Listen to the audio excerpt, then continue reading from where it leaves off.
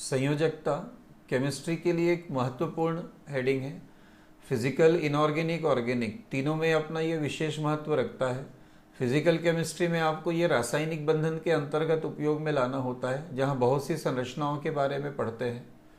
Inorganic chemistry में P block के अंतर्गत जाएं या जहाँ पर भी सहसंयोजक अणुओं की संरचना बनाई जाती है वहाँ पर इसका उपयोग है।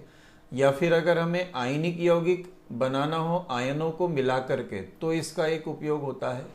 और ऑर्गेनिक केमिस्ट्री के अंतर्गत, कार्बनिक रसायन के अंतर्गत जब संरचनाओं की व्याख्या करते हैं, मीथेन, इथेन, इथिलीन, प्रोपेलिन, तो उन सब में भी इसकी आवश्यकता होती है। तो संयोजकता के अंतर्गत हम लोग संयोजकता क्या है और संयोजकता ज्ञात करने की विधि आपको उसके बिंदुओं के अंतर्गत ही मिल जाएगा और उदाहरण भी उसी में शामिल किए गए हैं। तो ये 3 बिंदु हैं, इसमें अपने आप ही निहित है। उसमें हर पॉइंट के अंतर्गत आपको वो किस तरह से मिलेगा वो व्याख्या में डला हुआ है और उदाहरण भी उसमें शामिल किया गया है। पहला बिंदु है, आवर्त सारणी में किसी समूह के सभी तत्वों की संयोजकता समान होती है क्योंकि बाह्यतम कोश में उपस्थित इलेक्ट्रॉनों की संख्या समान होती है। तो इसमें हमने उदाहरण में लिया है फर्स्ट ए समूह के तत्व लिथियम Z यानी परमाणु क्रमांक 3, आधुनिक विन्यास 1s2 पुराना विन्यास 2 1, पहले कोश में 2 इलेक्ट्रॉन, दूसरे में 1 इलेक्ट्रॉन।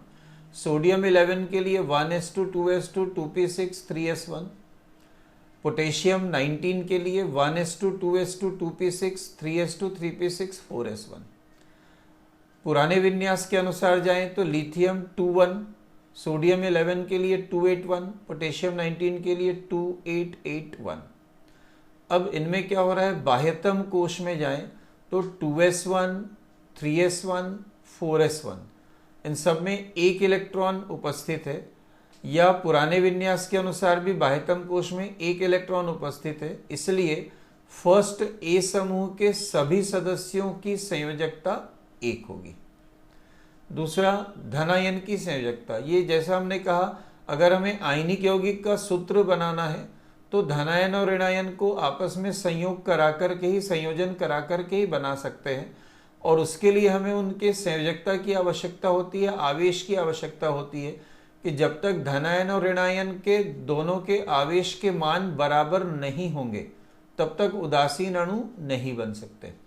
तो किसी धनायन पर उपस्थित धनावेशों की संख्या को उसकी संयोजकता कहते हैं। उदाहरण, अमोनियम आयन, इसमें 1 धनावेश है इसलिए इसकी संयोजकता 1 होगी।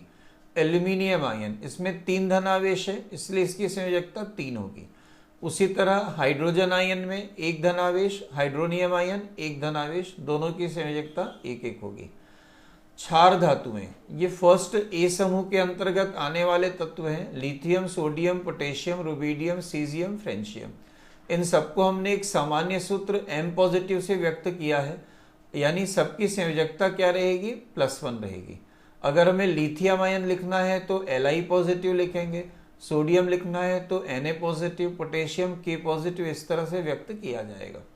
सेकंड ए समूह, जिनको हम क्षारीय मृदा धातुएं भी कहते हैं, इसके अंतर्गत जो तत्व आते हैं beryllium, magnesium, calcium, strontium, barium, radium, सबकी संयोजकता होती है +2 और हम इसमें सामान्य सूत्र के रूप में व्यक्त कर सकते हैं M2 पॉजिटिव।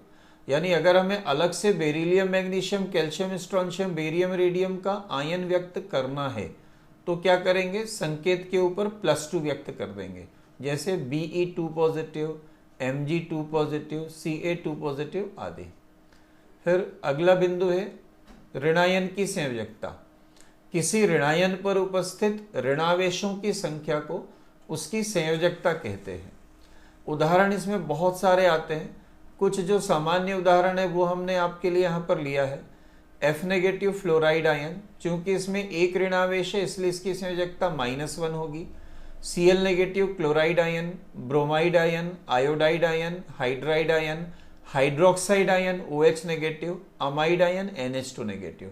तो फ्लोराइड से लेकर के अमाइड तक सब में 1 ऋणावेश है इसलिए इन सब की संयोजकता -1 होगी। फिर carbonate ion CO3 power 2 negative, sulphate ion SO4 power 2 negative, इनमें 2 ऋण आवेश है तो इनकी संयोजकता -2 होगी। फॉस्फेट आयन 3 ऋण आवेश है, PO4 पावर 3 नेगेटिव, इसकी संयोजकता -3 होगी। आगे फिर सब मिश्रित करके दिए गए हैं।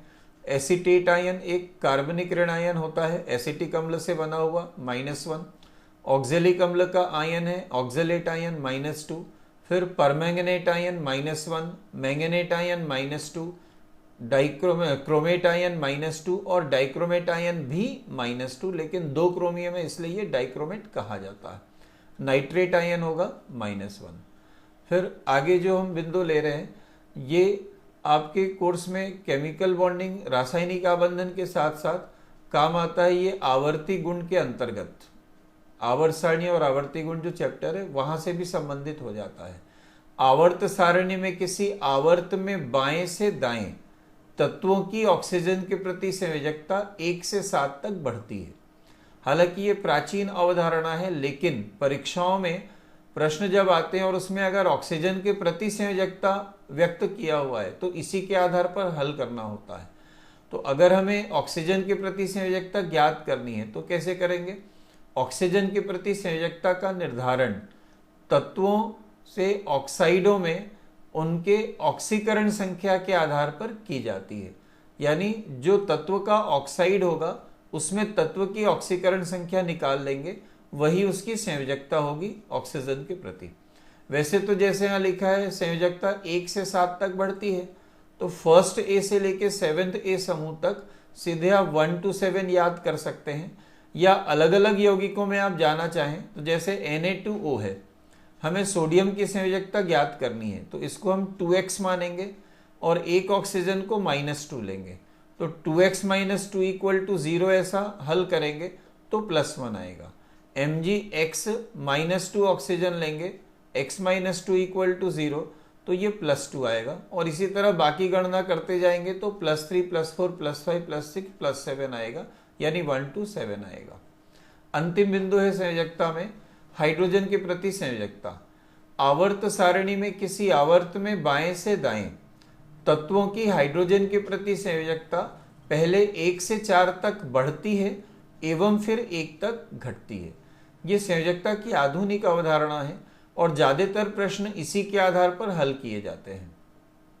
हाइड्रोजन के प्रति संयोजकता का निर्धारण तत्वों के हाइड्राइडों में उपस्थित हाइड्रोजन परमाणुओं की संख्या के आधार पर किया जाता है।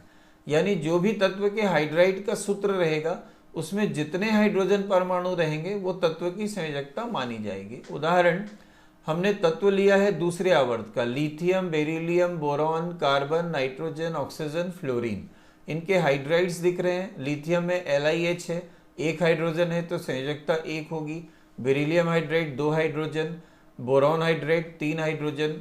वैसे बोरॉन का हाइड्राइड B2H6 होता है, सरलतम सूत्र BH3 लिखा जाता है, इसलिए ये संयोजकता 3 मानते हैं।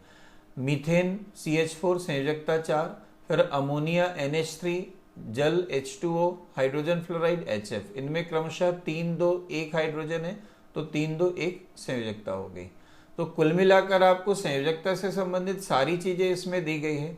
समूह की संयोजकता, धनायन की संयोजकता, ऋणायन की संयोजकता, और जब हम आवर्त सारणी में अलग अलग समूह या आवर्त के आधार पर जाएंगे तो ऑक्सीजन के प्रति संयोजकता और हाइड्रोजन के प्रति संयोजकता।